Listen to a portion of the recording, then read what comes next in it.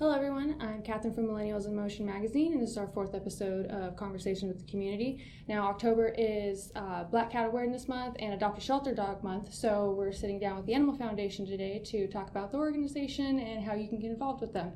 So today I'm sitting with the volunteer coordinator, Robyn Reed, and Myra. Hi. And what is your... I am the volunteer program specialist. Awesome. So tell me a bit about yourselves and what's your position here? What do you do in your position? So I'm the volunteer coordinator. I started at the Animal Foundation about 2.5 years ago, and I help create and maintain the programs that connect the community to our organization. I am Robyn's right-hand woman. We work together to create different programs and trainings and everything for the volunteers and working on getting them engaged with our organization. I've been here for just a little over 2 years. Started out in the adoptions department and moved over to the volunteer team. And have you been in any other departments while you're here? I also started in adoptions. We kind of started right around the same time. We made our transitions pretty around the same time, but it's a really good entry level into the volunteer community at our organization. Awesome. Now, have you learned or experienced anything particularly important or that stands out to you through working with the organization? I always say I never thought I could work with an organization like this. I remember going to the shelter and crying when I was a little girl. So I learned kind of how shelters really operate and how they really do connect to the community. And the reality of that is a little bit different than what I might have thought it was when I was younger. And I'm sure we're going to explore all of those differences and changes as we talk today. But that's really one of the things that stands out to me. Yeah, I'm glad you brought that up because it's also Mental Health Awareness Month, and I don't think people realize how taxing it can be to be in this sort of industry. Oh, yeah. So what mental health issues are a concern working in this industry, would you say?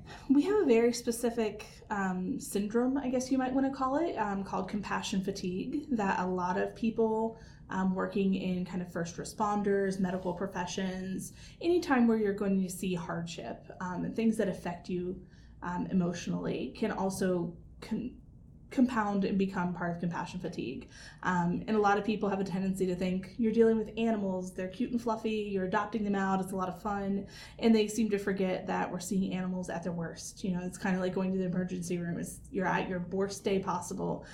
You're scared, you could be injured or sick, and dealing with that type of trauma can cause compassion fatigue over time. And it really, people don't realize that just because they're an animal doesn't mean it doesn't affect you the same way. And it contributes to a very high suicide rate in the animal welfare professions, especially among medical professionals in the animal welfare world. Yeah.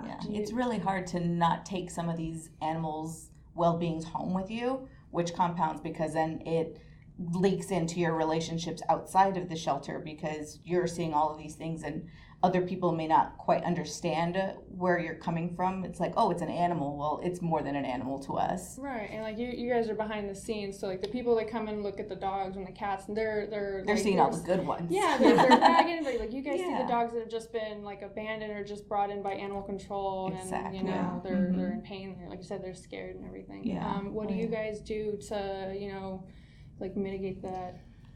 We have done annual seminars with the Humane Society of the United States. We'll actually send out professionals that are trained in compassion fatigue to have conversations with shelter and animal welfare professionals. That's to awesome.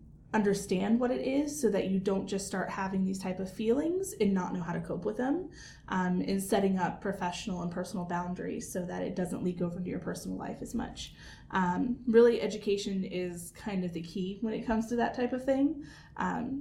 And we try to hold each other accountable as well, to talk to our coworkers and our volunteers and fosters to make sure that everyone's doing okay while they're here. That's good. Yeah. Do you guys do anything personally for yourselves to keep your mindset healthy with everything that's going on? I work out like crazy. Yeah.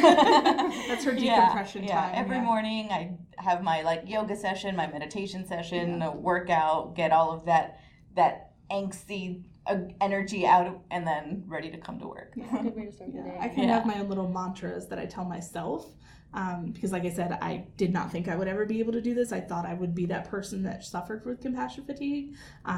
So I have to give myself my own little pep talk so that if I'm having a bad day, if I'm seeing some stuff I'm not comfortable with, that I can work on having those conversations. That's good. You have to do self-care in order to give this care to those animals. Exactly. You guys do such an exceptional job. Yeah. So, for those who don't know what the Animal Foundation is, tell me a bit about the organization, your history, when was it founded, stuff like that. Oh, this is the fun stuff that a lot of people in the community don't realize, that the Animal Foundation has been around since 1978. Wow. Started off as a low-cost spay-neuter clinic, just providing services to the public, and then transitioned over to the kind of shelter side of things in 1995, where we took on our first animal control contract for the city of Las Vegas. And then in 2005, we took on our remaining 2 contracts for Clark County and for City of North Las Vegas. So we handled 3 out of the 4 jurisdictions in all of the greater Las Vegas area. That's a big area. Yeah. So that brought us up to about 2005. Very quickly realized that we were handling about 52,000 animals per year, which is an astronomically high number. We are considered the largest single-site nonprofit animal shelter in the country. Wow. Which sounds like it's a really great title, but largest is not always best when it comes to something like this. Right. Started working on focusing on care and changing what we call best practices in the industry to make sure that we could be the best as well as the largest. And started developing programs to get in line with animal welfare standards in the communities. And in 2015 developed what was called Mission Possible 2020 to bring us into kind of the new age of animal welfare. So tell me a little bit more about Mission Possible 2020. It really took us from being a warehousing type of situation where we had 52,000 animals and had to just figure out what to do with them, to making sure that we were providing the best care and practices for them. It was both a kind of physical changes in the way that we operated, from everything from like our human resources practices to accounting to animal welfare. How do we actually care for the pets themselves? So like a complete overhaul of everything. Yes. And it wasn't just about what do we do with the animals that are in our care. It's about how can we better the community so that those animals don't have to come to us. That's awesome. So kind of working with different organizations, partners, other even random companies that you wouldn't think would want to be part of kind of doing what we're doing, making those partnerships and relationships to get as many eyes and ears out there so that people know, oh, I lost my dog, this is where you gotta go look. Oh, I'm looking for an animal, this is where you gotta go look. I need help with my animal, this is where you can look. Yeah. Even if we aren't the physical resource for them, we can help them find those resources. Yeah. That's awesome. Yeah. So what would you say is the current mission and vision for the Animal Foundation? That was part of what was developed with Mission Possible 2020, was a clear focus goal for the organization. States that we envision a humane and compassionate community for all animals, and that our mission at the Animal Foundation is to save the lives of all healthy and treatable animals in the Las Vegas Valley. So that we're not just a warehousing situation. We're not just here to care for pets. It's to put that embodiment and vision into every single thing that we do. And I love what you guys have done with the facility and completely rebuilding it and having all this more space and all these different departments in it now. Yeah, that's what a lot of people don't realize as well, as, or if they've been here in the past, they've seen what we were before. It was a $35 million capital campaign for Mission Possible 2020. So there's a lot of theoretical changes that have happened, but a lot of physical changes. This building that we're in today didn't exist until about February of this year, so it's brand spanking new. Everything has been totally overhauled and changed, so hopefully the community will come down and see those changes in action. Right, they're gonna drive by and be like, wait, this wasn't here before. Yeah, there was just tents and trailers there before. Yeah. Now it's like this big, beautiful facility. Yeah. They're gonna want to get involved. It's just like, ooh, what's going on in there? Exactly. So what services does the Animal Foundation offer the Las Vegas community besides adopting out rescued animals? Myra kind of touched on a couple of them. A lot of it is making sure the community understands we're not just an adoptions agency. We don't want animals to ever show up here in the first place. So we talk a lot about preventing animals from coming to the shelter through our outreach and education opportunities, through our lost and found, so that if they do show up here, they know how to come and reclaim their pet so that they don't have to stay here. When I moved, I was amazed how many people were fantastic at social media networking, but they just weren't coming to the shelter and checking our resources. And we want to make sure that they know how to get here. We have some very well-researched programs that are shelter prevention programs. Intervention programs, I should say. Pets for Life and our KEPT program go directly out into the most needed communities to make sure that they know we have low-cost services, that we have these opportunities.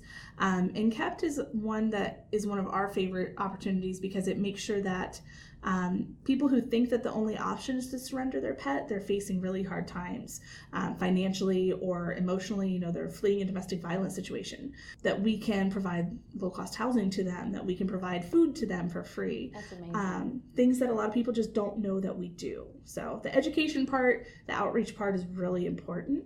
And then, of course, once the animals are here, we have to find a placement for them. We call them positive outcomes.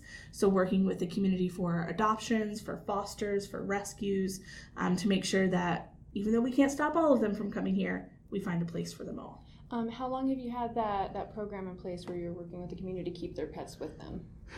I want to say it's been over the last 5 or 6 years. Okay. It's still a fairly new program considering we've been around for so long. Yeah. But it hasn't really gotten its legs until recently, where more people are starting to talk about it and know that we have the program at all and having kind of a backing for it.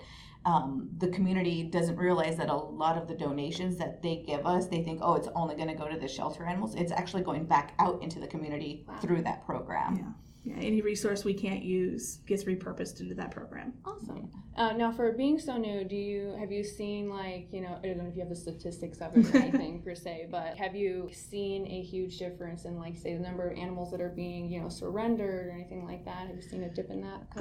I don't think I have the statistics right off the top of my head, but yes, we can definitely find those numbers for you. But yes, it does make a difference because, pretty much every animal that enters in through our KEPT program would have been surrendered had there not been that opportunity. There still are animals that end up being surrendered. The person is not able to reclaim them for whatever reason, but at least gives them that opportunity to try. And the food outreach and supply outreach, that's hardly, you can't measure that type of impact, Right. Especially just to one person, you're changing their entire life. Oh, exactly. I thought I was going to have to, essentially get rid of a family member because we fell under hard times. And now we get to keep them together. That's beautiful. Yeah, we have a very open-minded policy when it comes to these type of things. We'll talk about it in the adoptions part of the conversation, but it applies to this as well. We're not here to judge pet owners. We're here to give them the help and resources they need. Everybody handles their animals a little bit differently. We know they love and care about them. They're providing the best they can for them, and we want them to keep providing for them. We don't want them to have to be here. An amazing thing that I've seen is a lot of people that end up using our program and go through it end up becoming volunteers because of the impact that we've helped them with. So they're like, I don't have the money to physically give you a donation, but I can give you a donation of my time. And so they come back and they start volunteering and kind of helping all the animals that's still looking for a home. So that was really, really cool to see also. So they're giving back to you guys for helping them when they it's needed like a paying it. it forward or paying it in it all comes back to us. So it's really awesome. And then that they're going to go tell other people, be like, you guys, did exactly. you know? Exactly. It's really awesome. So tell me about the clinic and what kind of services they provide. You want to do the clinic? Sure, they still do the same thing they've been doing for forever. We do offer low-cost vaccines, so dogs and cats, rabies, regular yearly vaccines. We also provide low-cost spay and neuters, and even no cost for our zip codes that our Pets for Life program works with. So there are a vast majority of people that wouldn't be getting their animals spayed or neutered because of the monetary barrier that we try and break down. So whereas you're going to go to a full service vet or another clinic to get these procedures done, or at least ask them how much is it, and you're going to hear $300, $400, $500. Expensive. Here it starts at like $35 for a small animal. So we're trying to break down that barrier, because the more spay and neuters that we get to do, the less likely an unwanted litter is going to come to us. So everything is pretty much like an at cost type thing. We're not going to overcharge for any of that stuff because we want them to come to us. And that definitely helps with the problem of pet overpopulation. Absolutely. Yes. Yeah. So you mentioned that you're contracted with Clark County, and that means you have to take in any animal, right? Yes, we are what's called an open admission shelter. So we have to, if it walks through our door, we have to take it. We will take wildlife as well, but that gets handled by the Department of Wildlife. It'll get transferred over there. But pretty much anything else that is considered a domestic animal, we have to take. We can't be full. We can't not have enough space or enough money to handle the situation. We have to take them all. And I assume that's when like those groups and organizations that you work with come in handy, having those connections with them. Yeah. To be like, hey, Yes. you can't take We've got this weird thing. Yeah. What's the weirdest intake or intakes you've ever had? Oh, all of them. We've had some good ones. Anything other than a cat or dog? Yeah. We've had, I don't know if you've heard, I don't know how long you've been in Vegas. There was like a bull in like 2017 or something that was running down Las Vegas Boulevard. Oh my God. Ended up with us. Yeah. We've had monkeys, hordes of chickens at one time. I remember that. Yeah, we get domesticated pigeons. So all those pigeons you see out there, we get them with the bedazzled little rings around them, so we know that they belong to someone. Yeah. Yeah, we get everything, all sorts of weird stuff. Yeah, I think we had a bobcat that was in our program once. Yeah. He was domesticated. He had a collar and everything, so he was definitely somebody's pet. Wow. So like he was caught and he has a collar on, so you're just like, oh, Yeah. this is This is not just a 10-pound little stray cat walking around. It's a bobcat. Did you ever get anybody who like had like a pet coyote or anything? We've had coyote pups that have We've come had in before. hybrids, yeah. Yeah, the hybrid wolf dogs we've seen before. 12-foot like boa constrictors, like large exotic snakes. We always joke around like if dinosaurs existed and they were domesticated pets, we would be the shelter they ended up at. No, I remember like when I go through like the volunteer orientation, they would always like use it like, oh yeah, if we ever quarantine Mike Tyson's tiger, like, you know, making a joke on the Hangover movie, like he's coming here, you know. Yeah, exotic animals are legal in Vegas, so they will end up here. We've gotten what's that singer's name? His peacocks. We've ended up with his peacocks. Wayne Newton. Yeah, his peacocks hop the fence all the time. Yeah, we've ended up with his peacocks, and his people came and they're like, nope, those are his peacocks, and we sent them right back home. How often do you get them?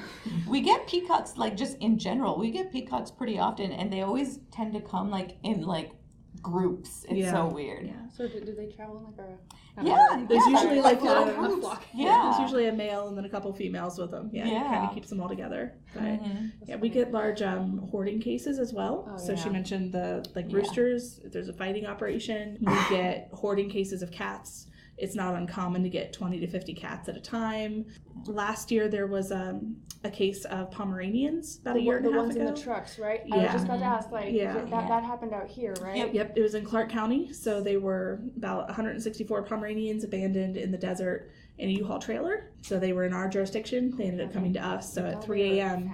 we had to figure out what to do with 164 we dogs. got to take care of all of those for a couple of months. Pomeranian is a cuss word now at the Animal Foundation, so we don't speak of them. That name. So what is the intake process like? Like how long until an animal is put up for an adoption? What happens to lost animals when they're brought to the shelter? I think this is probably one of the most misconceived concepts that's out there because there were a lot of different operating procedures over the years, so we love to clarify this for everybody. We accept any animal that comes into us. Dogs, there's generally a 72-hour legal hold. Cats are 24 hours, except North Las Vegas, which is still 72 hours for some reason.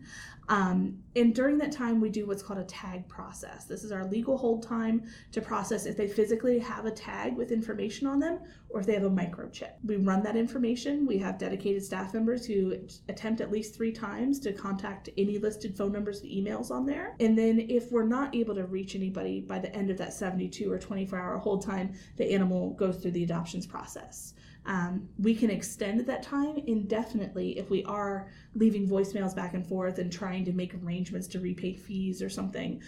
So we can extend that. It's not 72 hours and you're out of luck. You know, we'll try to make every accommodation possible. We also handle what are called confiscations. So if there is a legal owner of record, somebody passes away in the home and is transported, somebody's arrested in the home, there's an eviction notice that's executed, nobody's there to care for the pets, they come to the Animal Foundation as well, and we have a 10-day hold process for them. because we know who they are, we want to give them a little time to get whatever figured out so they can come back and get their pet.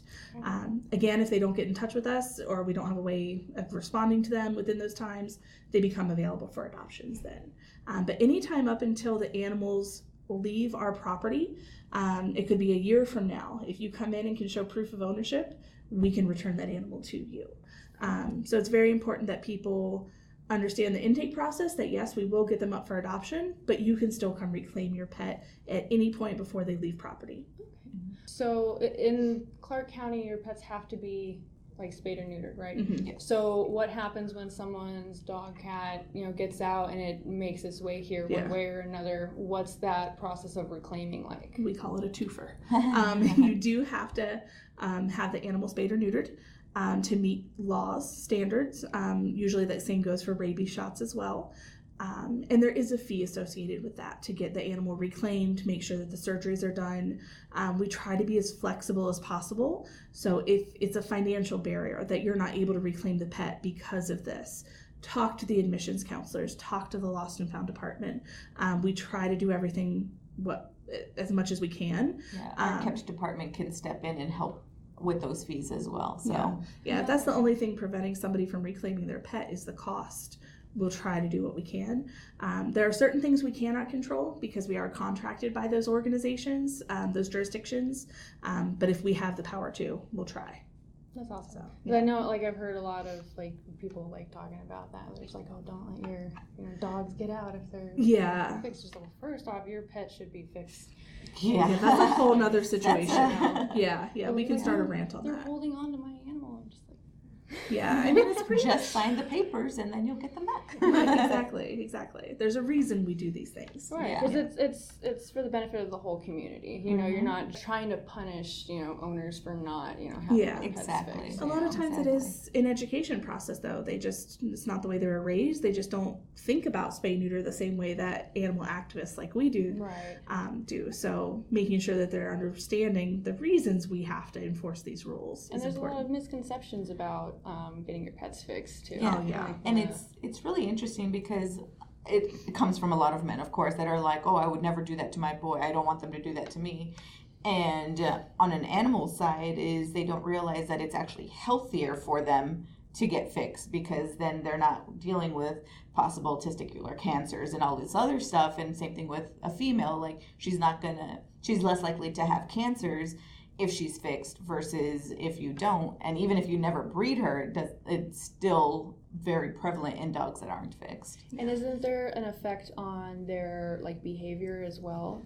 Especially in the males, yeah. It depends on each specific animal, but higher levels of testosterone. If you were to have two unaltered males, you're more likely to have a behavioral situation. Female cats, if you've never heard a female cat that goes into heat, it will not be a happy situation in your household if you have feral cats in the neighborhood. Yes. Yeah. So it can keep the peace in your home as well. Yeah. So you guys clearly do a lot for the community. What other misconceptions about the shelter, animals at the shelter, or animal rescue in general that you haven't already hit on that you'd like to mention? One general thing, I mean, there's a bunch of specific things we can talk about, but one general thing is that a lot of people just don't understand the sheltering process. They think that because we're not necessarily considered a no-kill organization or we're a high intake public shelter that we're over here just, euthanizing animals left and right, and that we take some sort of joy, and that's what we want to be doing. That is absolutely not who we are. I think we want to make sure that the community is aware of the extremely compassionate people that work at these shelters, and how difficult it can be for them to be put in this situation. So making sure that the community is aware of who we are, what we offer, utilizing our resources. And I get a lot of people that say, well, I would never support an organization like that. I would never support something that's not a no-kill organization. So how do you get them in the direction of being a no-kill shelter if you don't support them? Exactly, and that's the huge thing that people need to realize is the more you support those not no-kill shelters, the more animals get positive placements. Yeah. So you're helping the animals, and that's what you ultimately want to do is you want to help the animals that are in the most dire need. Yeah, so if you help those types of organizations, that's how they get closer and closer to that no-kill status. Right. Because you guys are a nonprofit. You guys rely on the community support, their donations to fund what you guys do. Absolutely. And for the volume of animals that come into our shelter, we're, like she said earlier, we're the largest single-site nonprofit shelter in the whole United States. Our live release rate for healthy and treatable animals is still 87%. So we're 3% away from that status that everyone is so interested in. That number is amazing. We don't ever necessarily care to be called a no-kill because that it's been tossed around like a bad word now, which, you know, it served its purpose, and we absolutely still want to make sure that every animal that comes into our organization is found, you know, a positive placement.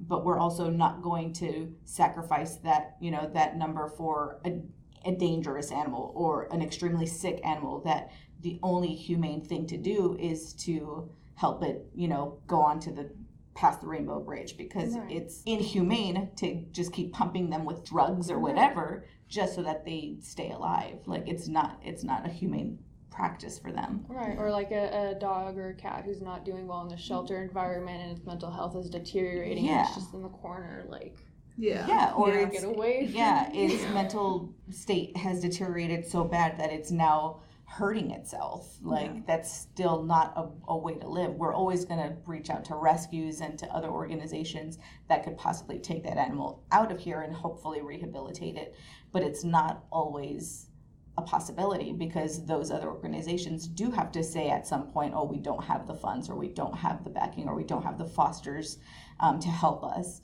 So we're always going to find every other avenue possible before coming to that ultimate decision, and we don't take that decision lightly at all. It's a very hard decision to make. Especially with like even though you have like a very high percentage of, you know, getting animals out of the shelter, like it's still having to put any animals down is hard. But so that volume of having to go through that on your level is even more, you know, detrimental to, you know, how you're feeling about it. Definitely.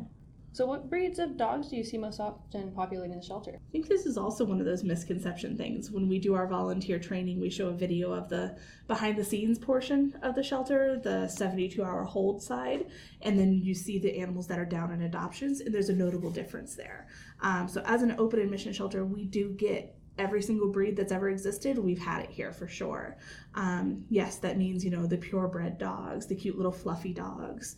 We've had purebred cats before, and Bengal cats and Persians. But usually a lot of what you see are the bully breed mixes and the smaller Chihuahuas, and then just general cats, you know. Cats are cats, as far as we're concerned, for the most part. It's just the length of the hair that we measure. But on the dog side, definitely the bully breeds and the smaller dog Chihuahuas we see very high populations of. Do you think there's a particular reason why you see such a high population of those particular dogs? Statistics, I mean, nationwide, or pretty much any metropolitan area right now, those are the two highest breeds you're going to see. And just like every generation has had what they deem to be, you know, their aggressive generation dog, their bad reputation type of dog. It was German Shepherds, and then Rottweilers and Dobermans, and now it's up to the Pit Bull, unfortunately. They're a very powerful breed that people have misused. Which in a way makes them desirable, but then you get the compassionate people that understand the breed and really see the benefit of them as well. But anytime there's a higher population in the community, we're going to have a higher population here. It's one of the reasons that we do a lot of education on that type of breed as well.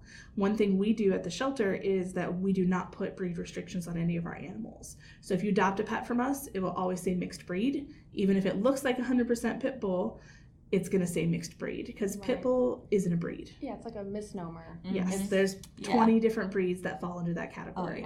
Yeah, I remember when I went to the volunteer orientation, they had like, you know, a presentation slide, and it had like 20 different dogs, and it's just like, which one? Which one? It was just like, they all look the same in a way. Yeah. Oh yeah. And that's what people. It's all just these different little like body and facial characteristics that people are like, oh yeah, that's it. Yeah. When we've gotten grants to do DNA testing just to kind of like play with it and see what these dogs are. Dogs that we were like, oh yeah, that's 100% a Staffordshire. That is absolutely a pitty. And then it turned out that they were like Chow Chow and like Great Dane and Sharpei. Or like you're a just Dogo like, Argentino. yeah, and you're like, what? Where did the Chow Chow come from this? I don't, but like, so you can't really just take things at face value. There's definitely all sorts of DNA mixed in there. Yeah. And our goal to promote adoptions is to have people, meet the individual animals, fall in love with the individual animal. And then if you want to do a DNA test and find out, sure, that's fine. But we also don't want to prevent them from finding housing, because there are a lot of really strict HOAs out here that would limit an animal from that situation. I actually saw a foster return an animal yesterday, and he was in tears because he loved this dog so much, and his HOA was going to have him pay $1,000 security deposit. And he's like, I have to be here another 6 months. I can't.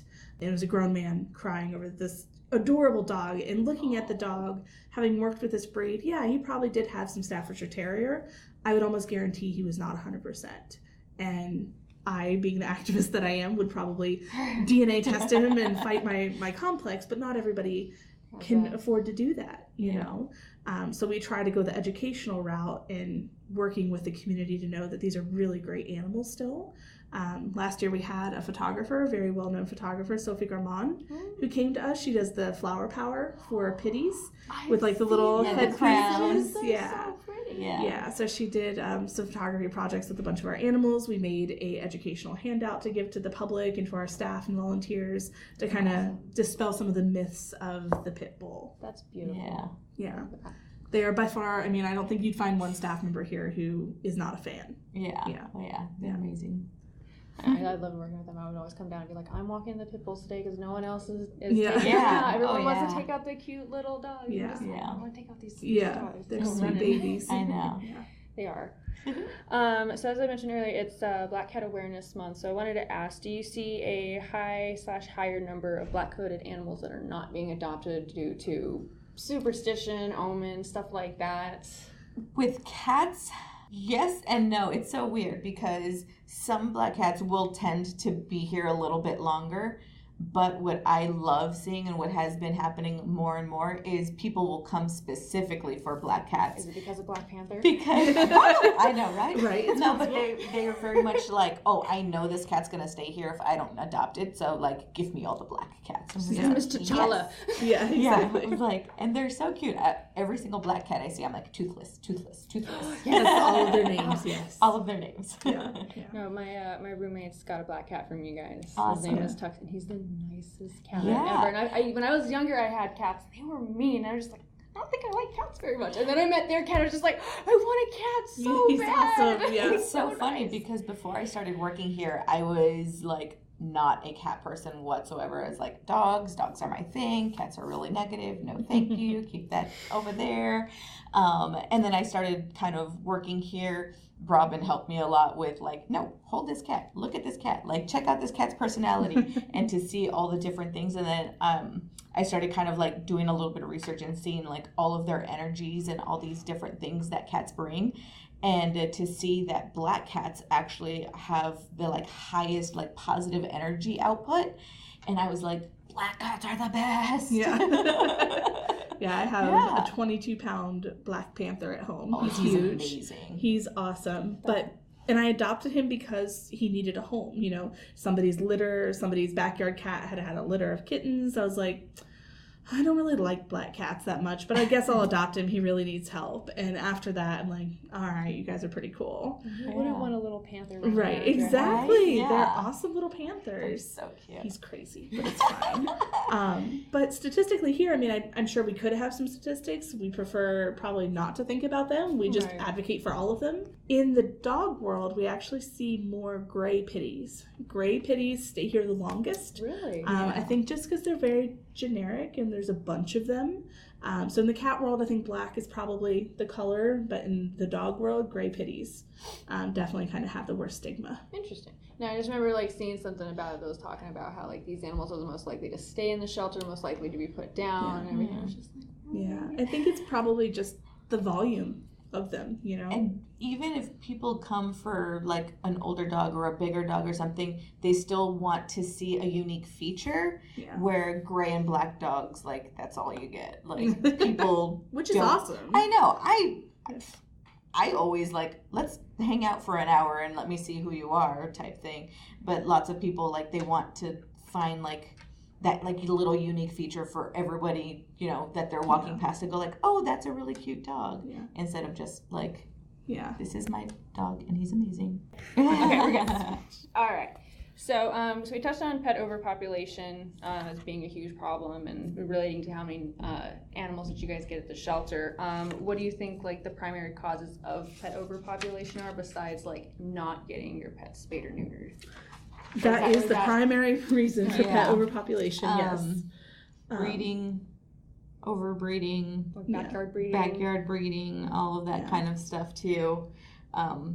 Especially because then if they have an undesirable puppy, like they're not going to sell it or they don't have a way of doing anything with it, so it ends up here. Like, right. Yeah, backyard breeding, I mean, aside from the obvious of spaying and neutering your pets, that kind of makes sense. I mean, Bob Barker has been advocating for that since the 80s, you know, and that's why we have laws and regulations now. But especially in metropolitan areas, Vegas is pretty bad for this as well, is the backyard breeding situation. Everybody wants a puppy, which is great. Puppies are awesome. They're really cool. But especially in those populations of our highly overpopulated animals, the chihuahuas and the pitties, they have large litters of puppies. I mean, pit bulls can have up to like 12 dogs in a litter, which is astronomically high for one female having that many animals. And unfortunately, people use them as a money-making operation. You know, that's how they fund themselves, and they're not going through proper channels to make sure that they are getting treatments that they need, getting vaccines, and it leads to a lot of other issues than just overpopulation.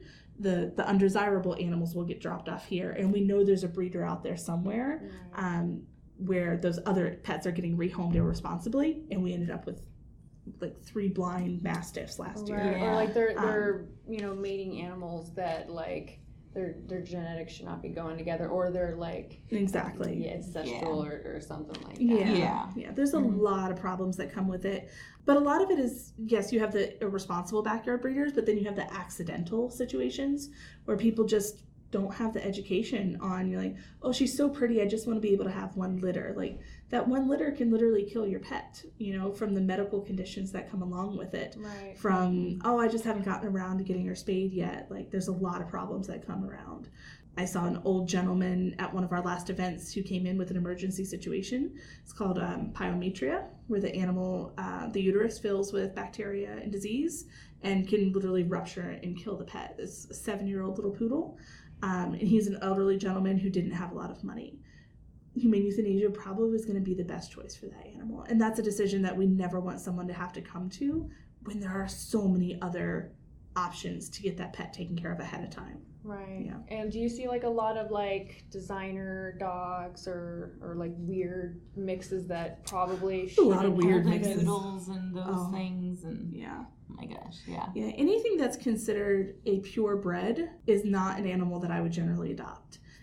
Yes, there are responsible high caliber breeders out there, but for the most part they're inbred, and nobody is doing nobody's doing that genetic testing. Nobody's looking at what actually is happening. They're siblings, they're relatives of some sort, and you're getting those recessive genes that are causing all sorts of medical problems.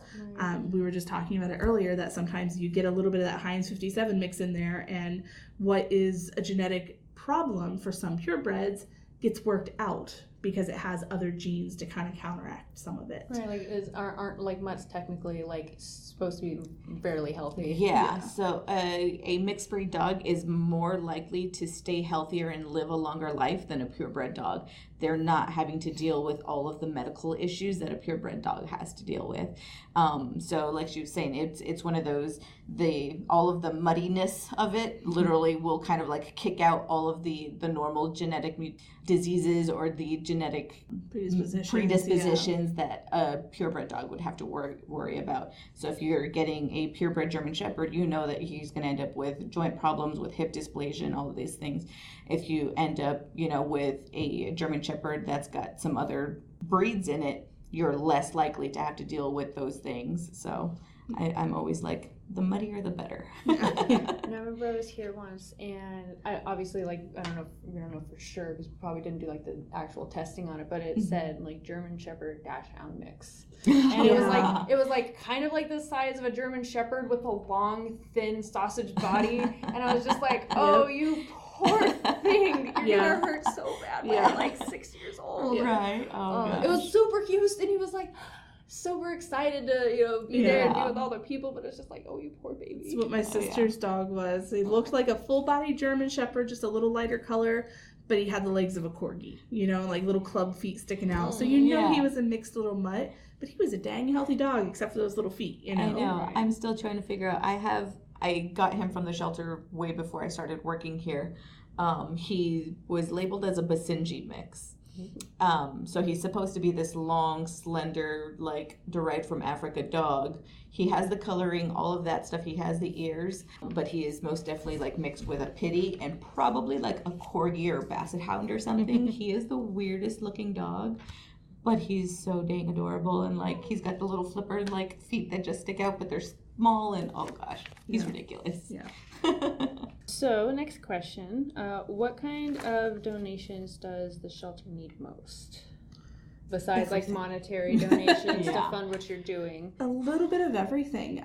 We have an Amazon wish list on our website. So if you go into the website and look for ways to give back and ways to help, it will have a wish list for Amazon on there. So we update it every couple months. You can donate things that you probably didn't even think that we necessarily needed. Like our department has Gatorade on there because our volunteers are outside all summer.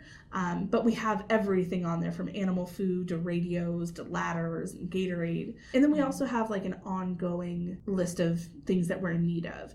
Some of the really common ones, peanut butter. We use them to make our enrichment toys. So we go through a ton of peanut butter. I assume peanut butter without, was it xylitol and xanthan? Yeah. So we look for the decent stuff still. Yeah. Because that's bad for dogs. Yeah, exactly. Don't do that. Blended peanuts. Yes. We also use a variety of different brands of food to provide those enrichment toys. So we have a contract with a food provider. So any donation that is different gives them a little bit of variety in their diet. So we need soft pate food to mix that together. Cats are notoriously picky eaters, so they don't always like our lovely little contracted food, which is very high quality. But they prefer the Friskies or 9 Lives or M.i.Ms or something. So any of those type of donations come into the shelter for use. Enrichment toys like Kongs, we use them every single day for our dogs, and we rotate them. So we go through lots of Kongs. Hundreds. Yeah. On a daily basis. Linens, of course. We'll take even newspaper. We use them for our bunny rabbits. We use them for our cats that are in their holding areas. Yeah. So something that you get, every Sunday. Just bring us that little stack once you're done with it. Yeah. Good. Does the need for certain donations change throughout the year? Like, during the cold winter months, you probably need more blankets and towels and stuff. Do you need anything else specifically during the winter months or during the summer months specifically? Actually, during the summer months, we need those kiddie pools. Oh, okay. We use them for some of our dog socialization play areas, but they do get beat up pretty quick. So they're kind of a one season and done type of thing. But yeah, definitely kiddie pools. I mean, think about it, even a hose we could use as a hose that fills that water source. They get kinked up, they get damaged. During the winter, we take a lot of donations of small dog clothing. So they're super cute, but also to help keep some of our smaller dogs warmer. The shelter floors are all heated, but those little dogs get real shivery. A strong breeze will just blow them over. So if they're coming out to socialize and meet our guests, that portion is still done outside. So we try to keep them bundled up and warm. So you'll see us switching out their little uniforms throughout the winter months. So they're adorable. So yeah, send us cute clothes too. We'll totally take that. So besides donating to the shelter, how else can people get involved more directly with you guys and help you guys out? Definitely through volunteering and fostering. In addition to on the donation side though, you can also become what's called a kennel club member. So if you do a certain size donation throughout the year, you'll get your name on a plaque that's attached to a kennel. You get updates on the animals that are in there. So lots of ways to financially give. But other than that, your time and your experience as an animal advocate is very important. The volunteer process, which is what we do, starts off with just a training class, and then we get you into non-animal handling tasks and animal handling tasks, and just being an advocate in the community. The foster process really helps us get animals out of the shelter, and you do the care for them in your home rather than coming to the shelter to care for them. So both of those are great avenues to do that. So what, I'll ask you the question, what is the volunteer process like, and what kind of particular programs do you have that different people might be either interested in, or maybe if they have a particular skill set, maybe they know how to train dogs or something like that? It's a really pretty easy process, thank goodness. We have an application on our website. You sign up for your volunteer orientation. You take that, and then if you want to start doing anything that's non-animal handling, every single department in our organization can use a volunteer, whether it is stuffing mailers for our development department, getting packs together for our foster department so that they can send animals out on foster field trips, or just fostering in general. Our enrichment team uses volunteers to help us clean and stuff all of those Kongs that go out to the animals. Every single department can use a volunteer's help. So whatever anyone's skill set is, if you come to me and you're like, oh, I know how to sew some stuff, what do you need sewn? We will take you, because we can have you help us kind of make blankets or, different things out of donations that we already have to fit our cat kennels or our dog kennels, any of that stuff. You do an animal handling class for the dogs, a cat animal handling class for the cats. We do have different tiers for the dogs as well, so you don't have to worry about, starting out and you have to go and take out this super rambunctious and high energy dog if you're not ready for it. You start off with the dogs that we know are a little bit calmer, a little bit leash trained, or kind of, will take direction a lot easier. And then once you've built up so many hours, you can start taking training classes to help us train the dogs with leash manners, with simple, easy obedience stuff. We train the volunteers to then train the dogs. We have an ACE program, which is the Canine Good Citizen. So we have dedicated staff members that train volunteers, and you get yourself a dog and you work that dog 3 days a week.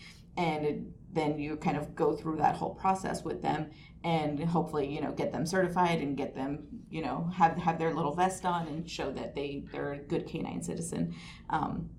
Some of our volunteers have been super dedicated to this program, and it's amazing to see this dog that was super high energy, super, just rambunctious, become the most good boy ever, sitting calmly. They let go of the leash. That dog will not move until they tell them to come back to them. It's an amazing thing to see. Yeah.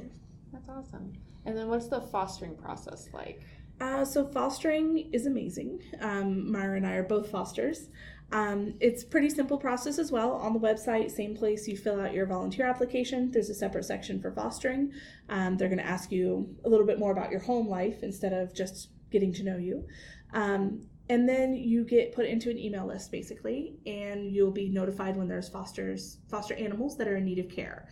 This could be anything from, a litter of kittens that are underage that doesn't have a mom, or maybe they do have a mom, to behavioral situations where a dog is suffering from that mental type of anxiety we were talking about. Usually if you see an animal that's listed for foster behavior, it's fear-based. So they need somewhere quiet to go and decompress, and then hopefully be able to come back to the shelter and get adopted more easily. That's always the goal, is that whether it's behavioral or medical, they'll be able to recover from that situation in a home setting, come back to the shelter, and be adopted. We have some really new additions to the foster department that are cool, that make it so that the animal doesn't have to come back to the shelter. We know that that's where most animals are getting exposed to diseases. This is where they're most fearful. So we developed what's called the Foster Ambassador Program, where we can actually train the fosters how to complete our adoption process. We still get everything data-wise run through the Animal Foundation database, but you execute the training and the adoption of that animal, and then the animal doesn't have to come back to the shelter except to have their surgery. It really helps prevent the stress in foster pets. And it allows us, another person that's trained to do that process we can adopt more animals more easily that way. There's a lot of great fosters that have a ton of community connections to other people. Like, I'm not from Vegas. I really don't know a whole lot of people here. But I get my foster, a Vegas local who's great at social media networking. They will find homes for 25 kittens in 2 weeks. It's amazing. Awesome. Yeah. And it takes a lot of pressure off of the organization and our space limitations here. So it's really fun. We also have an online database of searchable animals that are in need of foster care. So you can always just go online and say, hey, I've got space for 2 kittens right now. These guys are ready. I'll take them. Send us an email and we will get them ready to go home with you. Cool. And even if you don't have space in your home, but you're like, I want to help an animal, we now have a foster field trip program where you can check a dog out like a library book. You still sign up to be a foster. You come in, any of the dogs that are available for adoption. We usually try and reserve this for the medium to large dogs that really need to get out of the shelter for a little bit.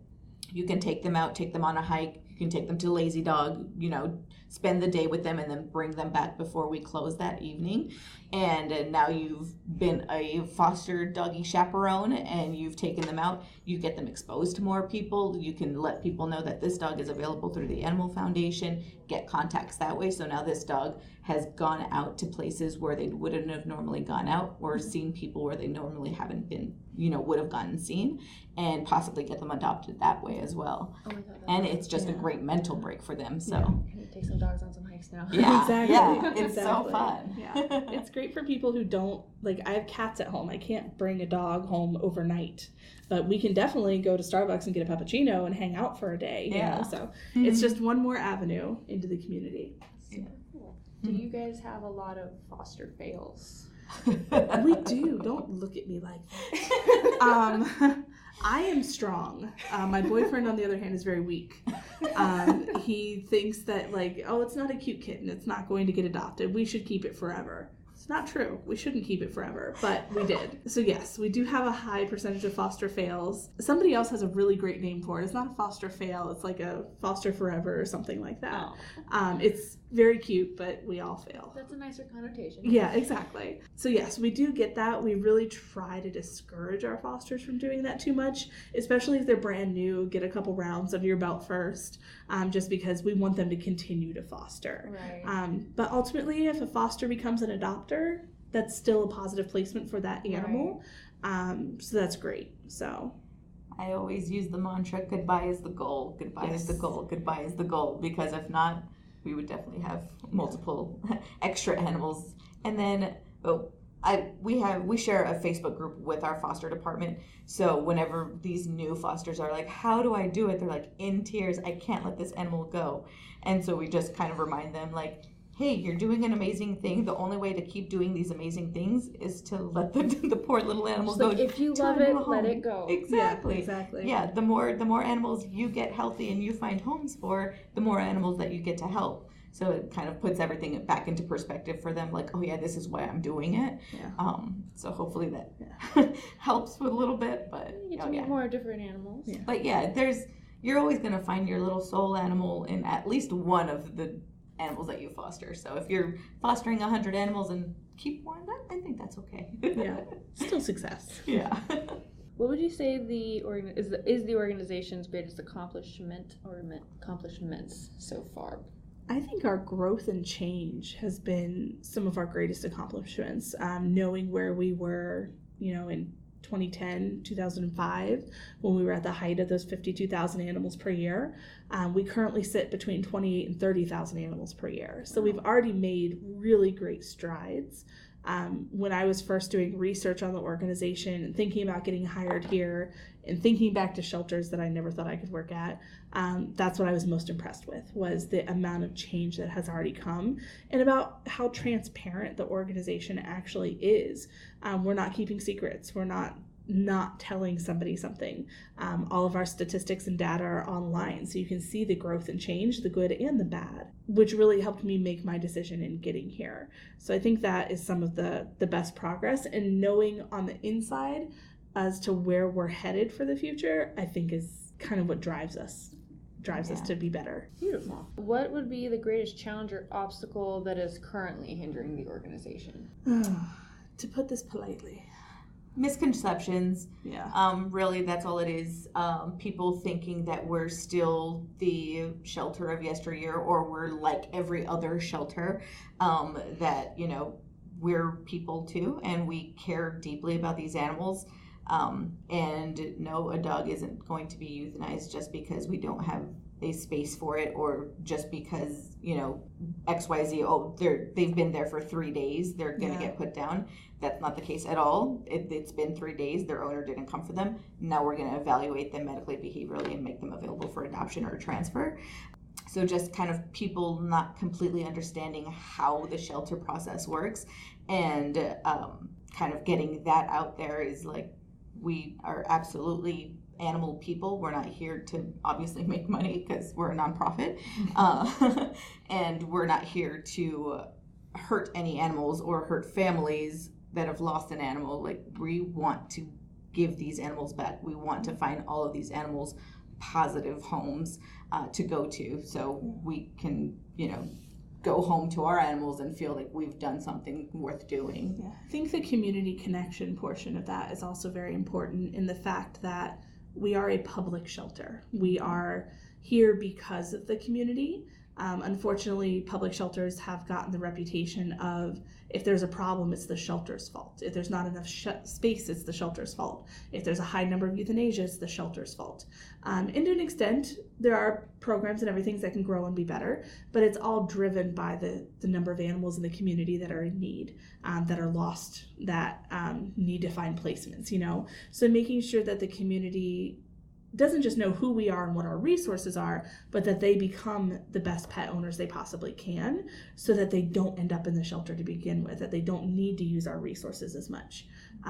So yes, fix the misconceptions about the shelter itself, but make sure people understand, we kind of say it's like all of us for all of them, and that it takes a village to raise a child. It's the same concept for us.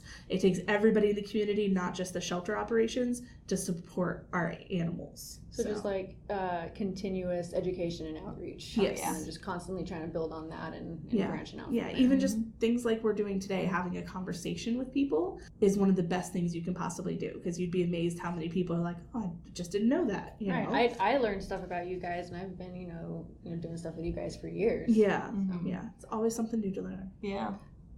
You mentioned earlier you do stuff with like other organizations and businesses. Are there any in particular that you want to like mention or hit on or anything? We are always doing something with partnerships. Always. That's the only way we operate as such a high volume donor type of situation. This Sunday, which you may not have this posted by then, but we always have an event similar to this. We have a thing called the Bow Wow Hoedown. It's partnership with Downtown Summerlin. It's like a little fall festival. We'll have prizes and events and all that type of thing, but all the businesses of Downtown Summerlin are supporting the efforts there.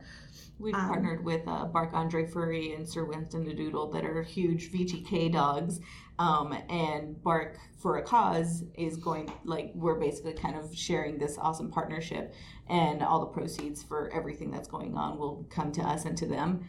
So that's a really fun thing, and working with different organizations like that. We have, you know, car dealerships that have yearly or even bi-yearly events for us, and they're like, bring all your dogs, because, you know, we have this huge lot and we're willing to, you know, throw on these big events and stuff, and helping promote our organization in places where, you know, we're far north. If we can get a place in Henderson or in Summerlin or near Centennial, to places, you know, go out to the people that don't necessarily either want to or know that we're over here, it helps a lot with the community outreach too, because now they're like, yes, we actually service your area, even though you're, you know, 45 minutes away. Kind of getting our animals out to them, and our word out to them, so that they know who we are and what we do and all the amazing animals we have available for them. Do you guys still do stuff with PetSmart and doing adoption days with them? Mm-hmm. PetSmart, Petco, all of them, all of the places. All the pet places. So you'll definitely see us on the weekends. We have a new partnership at a PetSmart in Summerlin on Charleston, called, it's a cat pop-up. So they have this really cool collapsible cat adoption area that we just pop it open. We bring 5 or 6 kittens, bring them in there. So we don't have to have a physical facility at all these locations. So they're always looking for innovative ways to make it easier for their connections to have adoptions, basically. Yeah, it's really cool. We even have partnerships with like dispensaries and stuff where they open up their like little lobby area, and we put crates out and have dogs and cats there, and people love going and they adopt. Those have been some of our more successful adoption events where like all of our animals get adopted. I love it. It's so fun. Yeah, definitely. I mean, if anything, we're getting to the point where we have too many opportunities. We have to start training our volunteers to process the adoptions at those events so that we can be in 3 places on one weekend. So yes, definitely, if anybody in your network has opportunities like that, we love those type of partnerships. We're just trying to get up to speed and be able to process them all at once. Can different organizations and businesses come volunteer with you guys? Yes. We do have a visiting volunteer group opportunity. What a lot of people don't realize is that unfortunately it does not actually involve animal handling, so we want to be very upfront with that. But there's a lot of other things that go into making an organization run. Since we hit Mission Possible 2020, we have this amazing new facility. The old standards still apply, though. People don't want to come to shelters because they're not pretty. They don't smell as good. They don't have a janitorial staff taking care of everything 24 hours a day. So we need support from group organizations that can help us clean windows, mop floors, do landscaping work, build our enrichment tools that we need for our animals. So most of those opportunities are comprised of activities like that, but we always make sure we save a little bit of time at the end so they can walk through the facility, visit our animals. We'll do kind of a little educational chat, and then they're prepared to become full service volunteers. If those corporate groups or philanthropy groups want to come back, we kind of expedite them into the volunteer process so they can start handling animals a little bit faster. Cool. So like a couple people can come down and like not do the orientation, have to go through all that, but they can still help you guys out. Yeah. You do some service. You kind of do service learning where you learn on the job for that session, and then you're ready to go if you want to come back regularly. If not, you've still provided a great service for us during that time you were here as a group. And it's a lot of the educational portion, the kind of conversation we're having today, making sure that they know how to take that information back to the community. So even if they never adopt, they never volunteer, they never foster for us, they still know who we are and can have those conversations with their community of people. Fantastic. One question I forgot to ask earlier when we were talking about the volunteering in general. Do you still need people who do like photography for the animals, or do you have like somebody set aside who does that and that's their job? We're always growing those type of opportunities, definitely. Even if it's not specifically photography, media has become such a large part of our organization and just the world in general right now that we are always in need of media volunteers. So if you have like a confident public speaking scenario, if you want to be on the news, we do weekly and bi-weekly news segments where we need somebody that we can animal train, but then you can go have a conversation with a newscaster and be on TV. Or even just volunteers that we can train to have conversations like we're having today, so that we can have a wider network to spread that word. Definitely are looking for those type of people. The photography, we're growing a little bit too. So if it comes packaged together, that's even better. So like, but do you need people who like go down and take pictures of the animals for your website? Currently, we do have a very dedicated volunteer, bless her. She puts in more hours than anybody I've ever known, and I only hope to have as much energy as she has later in my life. She works a full-time job, and she's here 6 hours a day, 3 days a week. Oh, wow. So pretty much all the photos you see of the dogs are hers, and then cats are a combination of people. We would not turn down the opportunity. It's an early morning type of thing, so if we get some early birds that want to come in at 6 a.m. and learn the process, we can probably get them integrated as well. Awesome. You guys mentioned that you have an event this coming weekend. Are there any other upcoming events, or are there any like annual events that you want to make note of? I know you have your thing in April where it's the Best in Show. Yes. That's in April. I think it's May this year. Okay. May this year, because we pushed back a little bit. Springtime. Yes. So we do have our Best in Show. 52 dogs go into foster care. They get to strut their stuff and then go up for adoption.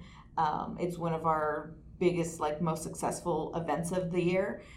We always have different events going on, and some will even just kind of randomly pop up. This weekend we're also having promotions for cats, so any adult cat can go home with as little as $10 just pet license fee. That's it. Adoption fee is waived.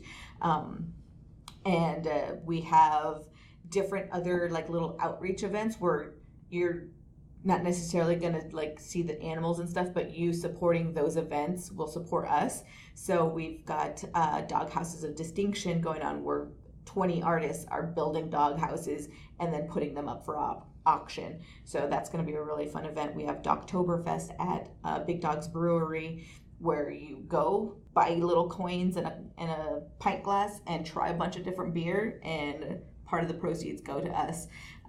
We've got a Halloween costume contest in downtown Summerlin, and this is all just this. Fall is a busy schedule. Yeah, it's all just this, kind of in this month. But you can always see on our event page, on our website, everything that's coming up. We're just constantly looking for new opportunities, new adoption, offsite adoption events to do. But yeah, we're constantly doing something. One of the big events to keep in mind is also Clear the Shelter and Maddie's Days that you see on our schedules. That is where we're able to waive adoption fees for the public. It doesn't always work for everybody. Like, there are still some people, like, I would be very happy to come pay my adoption fee the day before and not have to deal with the craziness. But it really does help us get our word out there in the community and draw in thousands of people that we wouldn't normally see on a daily basis to the shelter, process adoptions. I think Clear the Shelter last year, we did 340 some adoptions in one day. Wow. And then our last Maddie's is usually a 2-day weekend, and we did 243 in 2 days at that event. That's so awesome. Yeah, always look for those big scale events too. And that did remind me, I for some reason I think it got pulled off the list. What is the adoption process like, and what does the adoption fee cover? We are in that department. We know all about this. So the adoption, we're both like, I don't know who's going to answer this one. We're used to giving our spiel so many times. Adoption fees for cats and dogs always cover the spay or neuter surgery, rabies shot, microchipping is included, at least their first round of vaccines. If they've been at the shelter more than 3 weeks, it'll include their second round. Once they leave us, you are responsible for boosters beyond that. And then we also offer a pet insurance option. It's not a free pet insurance, but they will accept our medical findings as the first visit. So you just have to sign up within the first 72 hours. So if that medical record looks nice and healthy, that's a good time to do it. So if anything pops up, it'll be covered.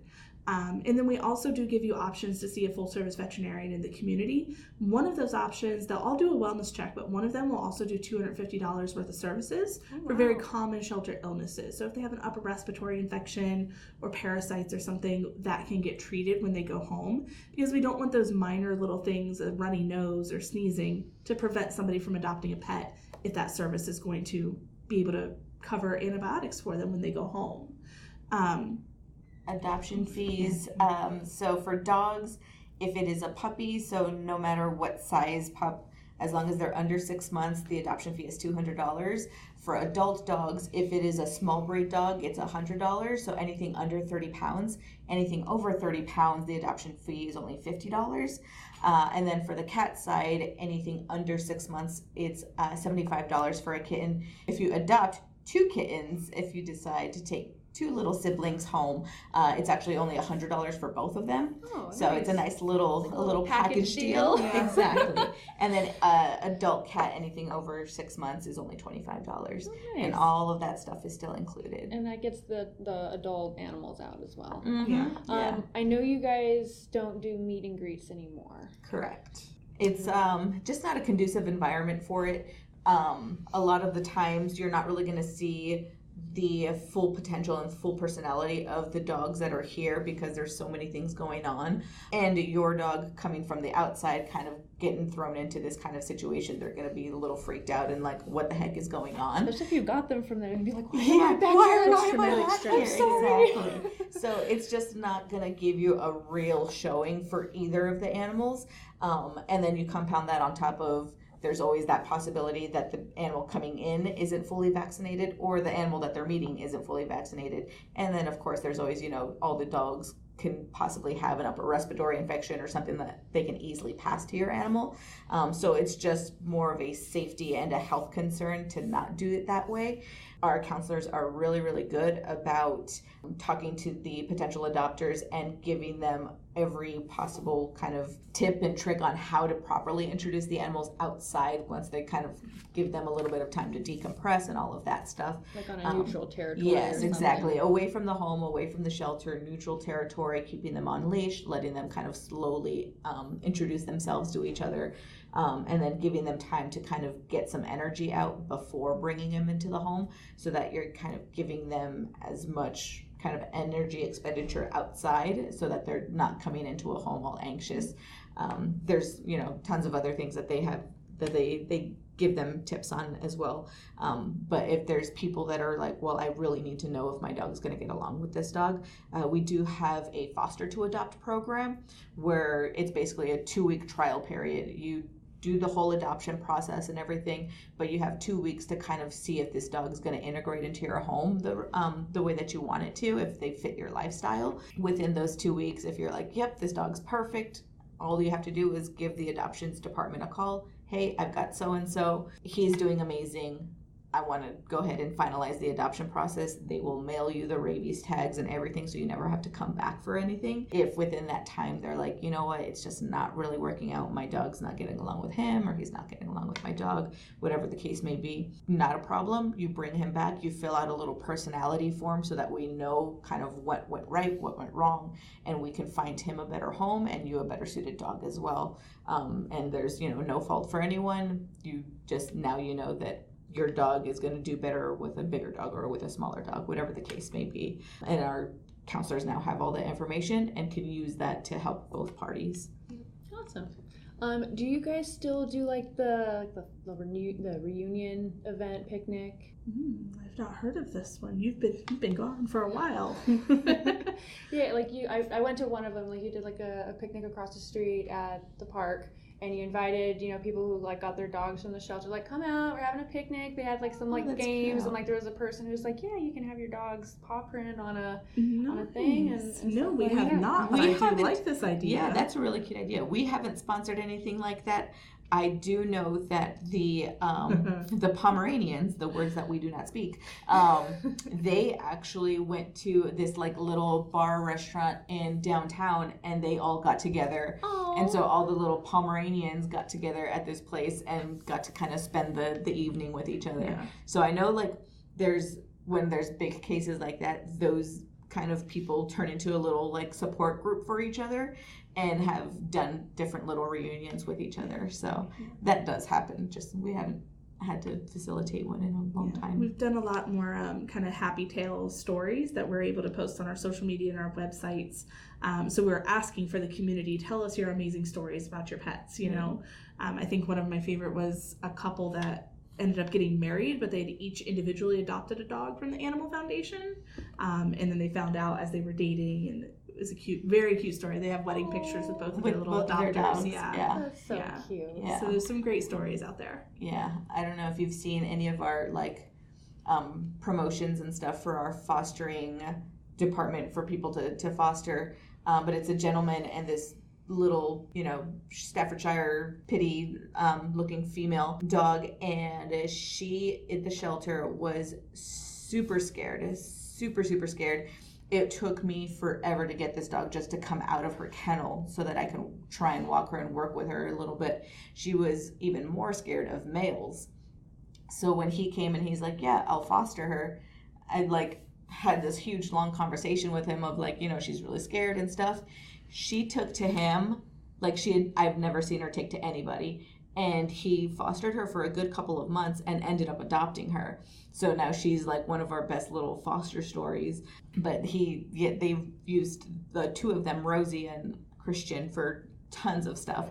But it's really awesome to see, just the impact that fostering does for some of these dogs too. So even if it's a couple of days or a couple of weeks, or in their case, a couple of months, it's always, into forever. It was definitely worth it. That's beautiful. I love it. Yeah, I know. I'm like, oh.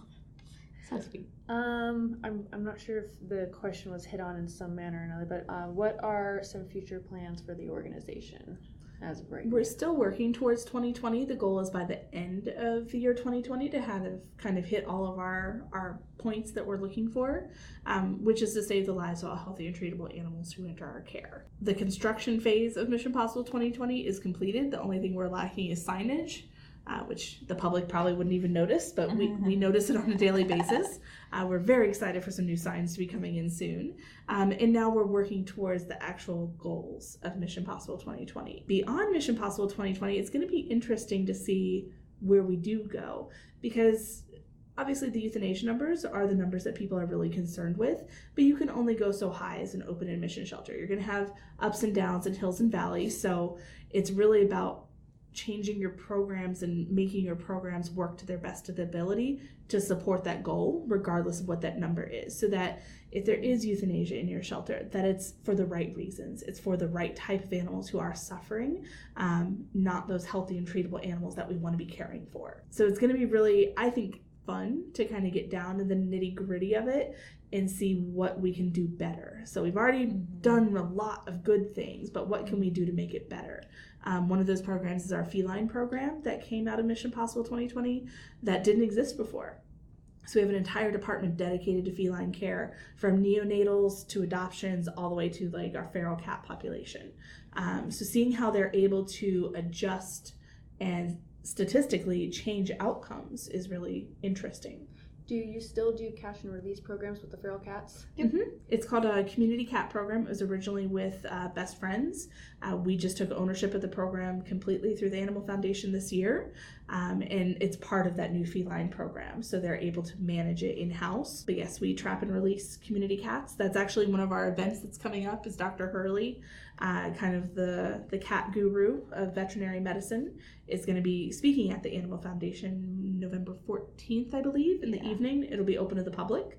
So if you're interested in something like community cat programs, she'll be able to educate us a little bit more. But it definitely, that makes a huge difference in our live release numbers for cats. And then our kitten season, we're hoping to decrease that population through our community cat program, because we're not having to worry about all these little kittens coming in by the like truckloads almost. Literally. Yeah. Yes. So you catch them, you fix them, and put it back in the community. As long as it's a safe place to send them back to. Because they're part of like really intricate like colonies, aren't they? Yeah. A lot of people, and it's hard for me as a cat person as well, because I'm like, oh, they seem so domesticated, they could be adopted. You have your feral population who really does not want anything to do with you. Yes, obviously we're going to put them back where they came from, as long as they're healthy and thriving there. And then you have your semi-domesticated cats who are still going through our catch and release program. And sometimes it's a little tough to remember there's a reason we're putting them back there, so that the population doesn't grow. It keeps other animals out of that area. But also because there's only a 4% chance that a stray cat is ever going to be reclaimed from a shelter. So they don't have a good chance of finding their owners here. They're much more likely to go back to their destination. Cats can wander for months and still get back home. Wow. Or you get crazy cat people that will adopt animals right off the street, like me. So if they're already spayed or neutered, they're not reproducing, they can find a positive outcome another way. So at least they have the bare minimum of what is necessary to not become a statistic in a shelter. Awesome. That's another way people can get involved without, if they're not able to get down here and work with you guys, you can be like, well, I can help catch you guys. Yeah, exactly. You come, pick up a trap and send it back to the address that we give you. It's as simple as that. As long as you see that it's okay, this is their colony, open that thing up, let them go, and bring the trap back the next time you come. Super easy. Yeah. Awesome. Yeah. Still a way to get involved. Are there any last comments you'd like to make or information you would like to share with the audience or the community out here in Las Vegas that we haven't touched on? Right. We touched on a whole lot. We went through a bunch of stuff today.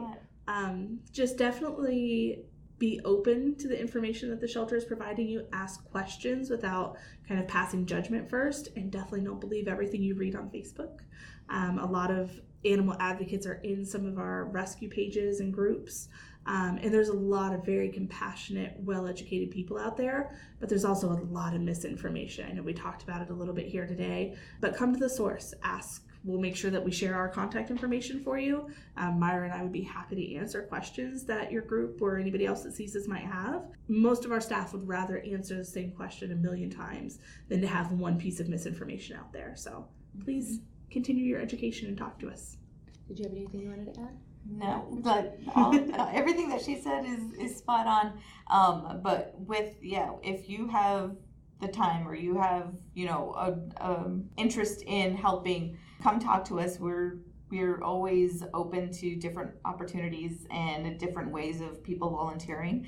We can't do all the things that we want to do to grow this organization and grow each of the new programs that we have without volunteer help. So even if it's a 1 day a week, 1 day every other week type thing, we're still more than happy to have you, come in and help us, because it really is something that's very rewarding at the end of the day. Even if you've got the most mundane 9-to-5 job, coming here and doing something for someone else and being of service makes you feel real good.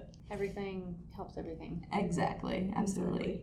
And where can people get more information to get involved and contact you guys? Animalfoundation.com is our website. We've got tons and tons of information on there. All of the applications for fostering and volunteering are on there. All of our adoptable animals are on there. It updates every 45 minutes. Same thing with any lost and found animals. Their photos are taken and uploaded within those 45 to 1 hour. And all of our information is on there. Otherwise, you wanted to contact us, we'll give you, our direct emails, phone number, all of that good stuff. And what social media platforms are you guys currently on? We are on Instagram, we are on Facebook, Twitter, yes, we are on there. So you'll definitely see happy stories and updates and things like that on those platforms. In terms of contacting us, though, I did want to mention one of the most common issues people seem to have is nobody answered my phone call right away. It's because our staff is very busy taking care of animals. So we want to answer our phone calls. We will always return a voicemail message. So just definitely making sure that the public understands that we are very busy. We are trying to get to you, especially in those lost and found type of departments. We understand it might be urgent. Leave a detailed message and we will definitely get back to you with as much as we can. Just don't be offended if we don't answer right away. Well, thank you guys so much. I love that we talked about everything. Oh, no, probably not even everything. Yeah, we can keep going. Did I forget to bring up anything that should be mentioned? No, you did awesome. Oh, yeah. All right. Well, thank you guys so much for sitting down with me and sharing all this information. Hopefully we can get more people out to volunteer to you guys, bring you guys some donations in some form or another, and however anybody else people can get involved. Yeah, thank you. Thank you. All right. And thank you guys for listening. We'll see you next time. Hey everyone, thanks so much for listening to our 4th episode of our Conversations with the Community podcast. We hope you enjoyed our discussion with Robyn and Myra about the Animal Foundation, what it's like in the animal rescue world, and how you can get involved with them or your own local shelter. Please check out the Animal Foundation and learn how you can help out or get involved with them and the animals they're waiting for their forever homes. We've linked their various platforms in the description below. If you enjoyed this discussion, please like this video and subscribe to our channel to get notifications on new content. And please follow us on our Facebook, Twitter, and Instagram. If you want to support what we do and help us grow on our journey, please check out our Patreon community and see what benefits we offer for joining today. Thank you so much again for listening. Until next time, I'm Kat from Millennials in Motion magazine, and this has been Conversations with the Community.